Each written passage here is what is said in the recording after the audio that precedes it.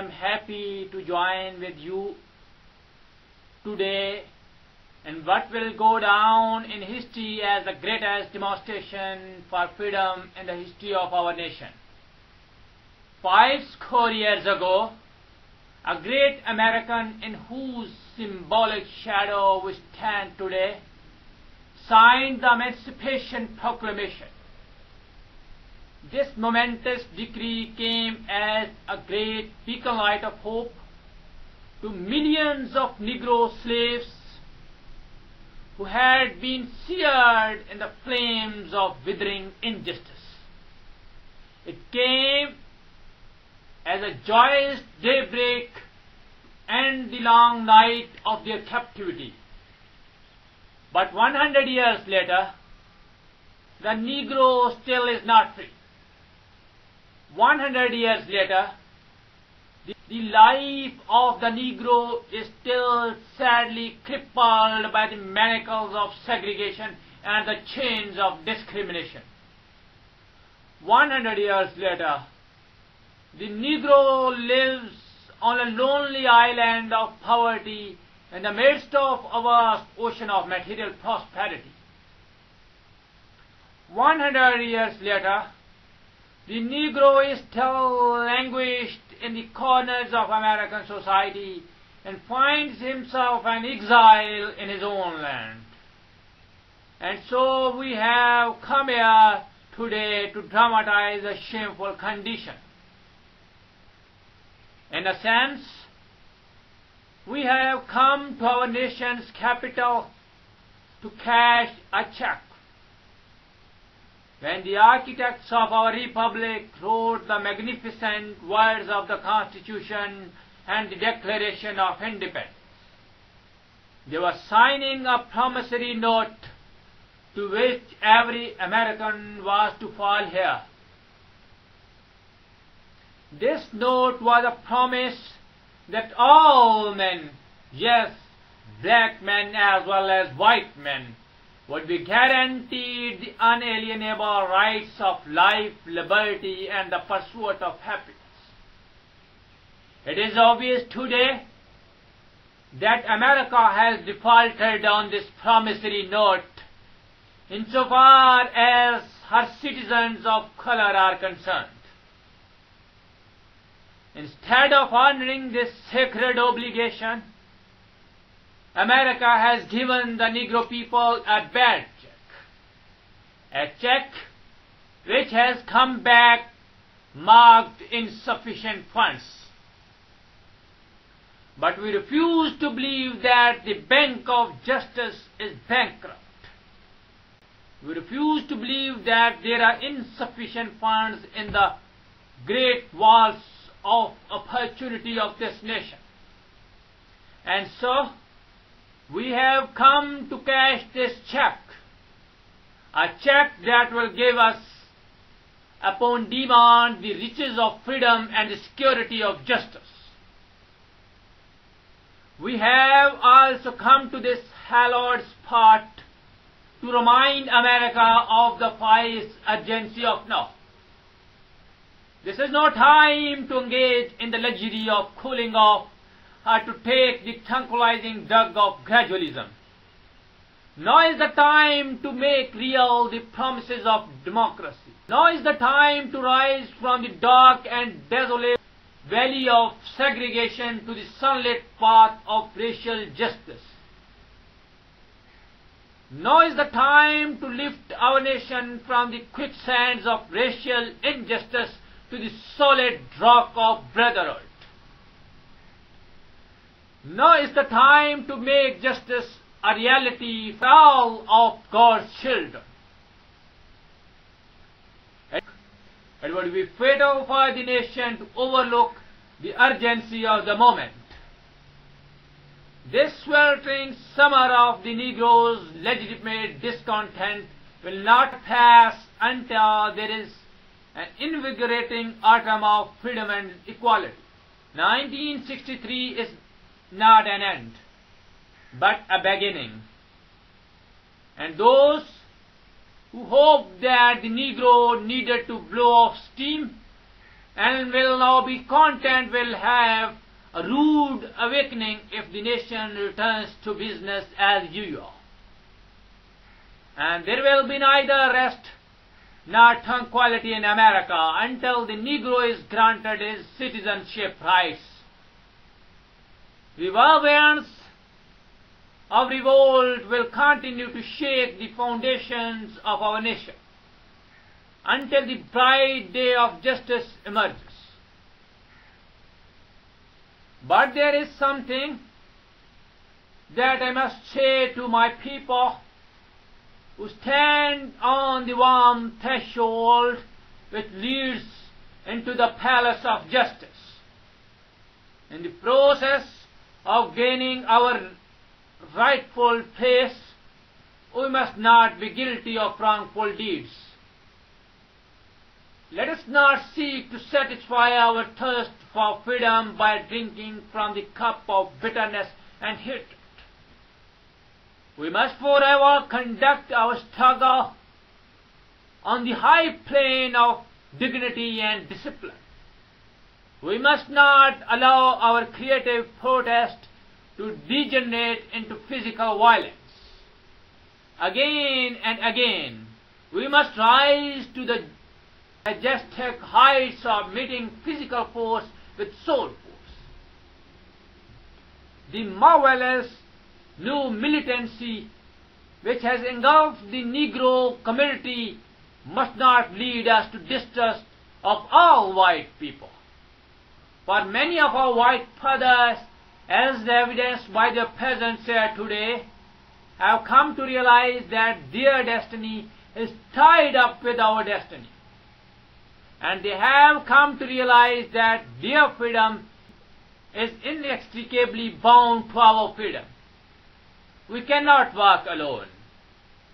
And as we walk, we must make the pledge that we shall always march ahead. We cannot turn back. There are those who are asking the devotees of civil rights, when will you be satisfied? We can never be satisfied as long as the Negro is the victim of unspeakable horrors of police brutality. We can never be satisfied as long as our bodies, heavy with the fatigue of travel, cannot gain lodging in the motels of the highways and the hotels of the cities. We cannot be satisfied as long as a Negro is in Mississippi, cannot vote, and a Negro in New York believes he has nothing for which to vote. No, no, we are not satisfied, and we will not be satisfied until justice rolls down like water and righteousness like a mighty stream. I am not mindful that some of you have come here out of great trials and tribulations. Some of you have come fresh from narrow jail cells, and some of you have come from areas where your quest for freedom left you battered by the storms of persecution and staggered by the winds of police brutality. We have been the veterans of creative suffering. Continue to work with the faith that unearned suffering is redemptive. Go back to Mississippi. Go back to Alabama. Go back to South Carolina. Go back to Georgia. Go back to Louisiana. Go back to the slums and ghettos of our cities, knowing that somehow their situation can and will be changed.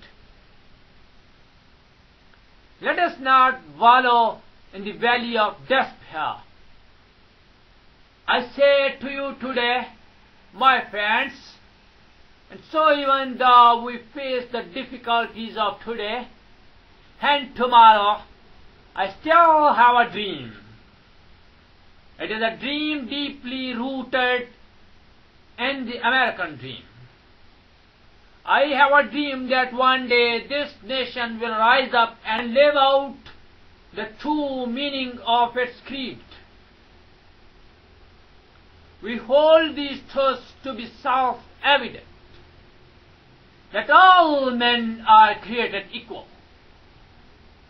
I have a dream that one day on the red hills of Georgia, the sons of former slaves and the sons of former slave owners will be able to sit together at the table of brotherhood. I have a dream that one day even the state of Mississippi, a state sweltering with the heat of injustice, sweltering with the heat of oppression, will be transformed into an oasis of freedom and justice. I have a dream that my 4 little children will one day live in a nation where they will not be judged by the color of their skin, but by the content of their character. I have a dream that one day, down in Alabama, with its vicious races, with its governor having his lips tipping with the words of interposition and nullification.